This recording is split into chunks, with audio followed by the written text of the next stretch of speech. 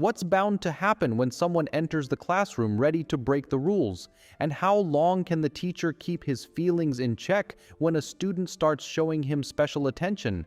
Let's find out.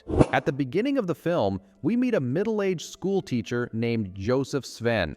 In his childhood, he had an injury, which left him limping and walking with a cane.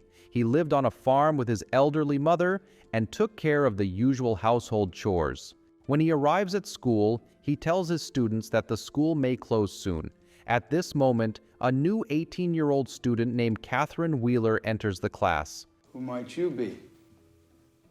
Catherine Wheeler. After work, Joseph discusses the closure of the school with Rosalie, a widow whose husband had passed away. Joseph had been taking care of her and even planned to marry her. The next morning, a man named Nathan Wheeler, a retired major and Catherine's father, arrives at Joseph's farm. No, it's Swedish. He wants to board Catherine's horse at Joseph's stable and is even willing to pay $175 a month. Joseph, of course, agrees. Later, Joseph drives Catherine and tells her that this is his last year as a teacher. She asks what else he can do, but Joseph doesn't know how to answer, and she promises to find out. It is at this moment that she starts having inappropriate thoughts. Later that day, Dr. Evans visits Joseph's mother to bring her medicine. He confides in Joseph that her condition will only get worse and that she has only a few months to live. It would be better for her to stay in the hospital. The next day, after work, Joseph goes to the stable and finds Catherine waiting for him silently in the loft. You knew I was here. You're right. He joins her there, where she hints at her feelings, attempting to catch his attention with a subtle gesture. Joseph immediately walks away, wanting to stay true to his principles. However, after some reflection, he realizes his life has become monotonous, and perhaps adding a bit of excitement wouldn't hurt. He returns, and he and Catherine share a special moment of closeness.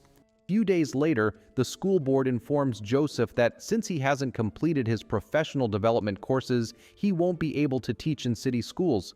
Joseph is not bothered by this, tells the board members off, and goes home. Later, Dr. Evans visits Joseph and tells him that Major Wheeler, who also loves hunting, spotted a coyote in the area. Evans decides to gift Joseph his hunting rifle as he is too old to hunt.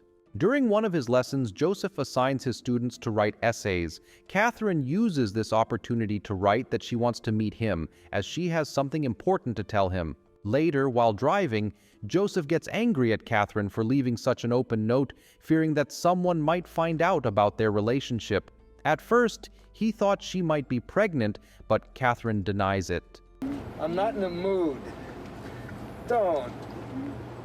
Eventually, she jokes that she is pregnant, which shocks Joseph. He doesn't know how to handle the situation or explain it to others, but fortunately for him, it was just a joke. Catherine isn't pregnant. One morning, Catherine gives Joseph a bottle of 20-year-old bourbon as a gift. He accepts it and asks about her mother. Catherine steers the conversation away from her past, especially her mother's struggles, and shifts the focus back to Joseph. Sometime later, Dr. Evans unexpectedly walks into the stable and finds them together. Afterward, Joseph and Evans meet at a cafe. Evans is shocked by what he saw and asks how long it's been going on. Joseph tells him everything, and Evans warns him that if he doesn't end it, he will have serious problems. Moreover, Joseph has Rosalie, who is waiting for him to propose. After the school party, Rosalie invites Joseph to her home to spend some time together in bed, as he likes, but he refuses, and Rosalie leaves, feeling hurt. When Joseph returns home, his mother mentions that she knows about his relationship with young Catherine and asks how long it will continue. Joseph is lucky once again, as he avoids answering when his mother starts feeling unwell. After his mother's words, Joseph finally reflects on what he's done, and gathering himself, he goes to Rosalie to apologize. He explains that the last time he refused her was because his mother needed help. However, Rosalie suspects that this isn't true. Joseph then justifies himself, saying that people his age go through changes and realize that they haven't done what they truly wanted. He shares his dream of visiting a quiet ocean shore away from everyone where he can relax and fish peacefully. Finally, he admits that he wishes, just once, to share a tender moment with her in the daylight. Rosalie apologizes for disappointing him, but after giving it some thought, she gives in to her feelings and fulfills Joseph's wish. Later, Joseph's mother dies, and after the funeral, while Rosalie is going through the condolence cards, she finds a note from Catherine. Upon reading it, she realizes that Joseph has been unfaithful. She goes outside and accuses Joseph of cheating. He tries to justify himself by saying that there was nothing serious with Catherine, that she was just a small fling, and that Rosalie is much more important to him. I hope you die! But this doesn't convince Rosalie, and she pushes him away before leaving. Joseph? What now? That same evening, Catherine comes to see him. She found out what happened and says she wants them to get married. Joseph, however, wants to end their relationship. Catherine warns him that he'll regret this. You'll be sorry. The next day, Joseph learns that Nathan, Catherine's father, knows everything and won't let it go easily. That evening, Joseph takes the hunting rifle that was gifted to him and waits for Nathan to show up.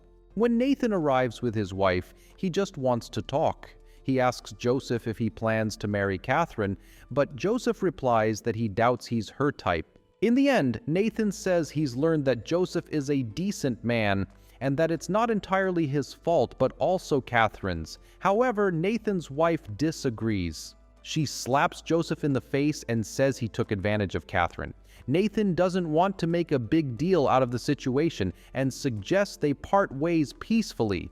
After they leave, Catherine reappears and asks Joseph if he'll marry her, but Joseph tells her that what they had was just a small fling, and they have no future together because he's too old and she's too young and doesn't even know what she wants. Catherine then kisses him and says she's done something bad.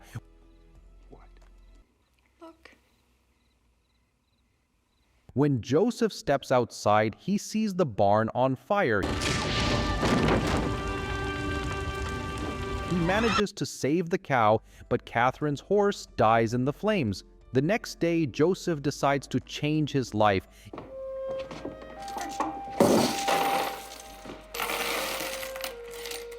He reconciles with Rosalie, telling her that he loves only her and she forgives him. In the end, they both go to the ocean, where they decide to live out the rest of their lives together. That's all for today. Don't forget to subscribe to my channel, like the video, and share your thoughts about the movie in the comments. See you soon!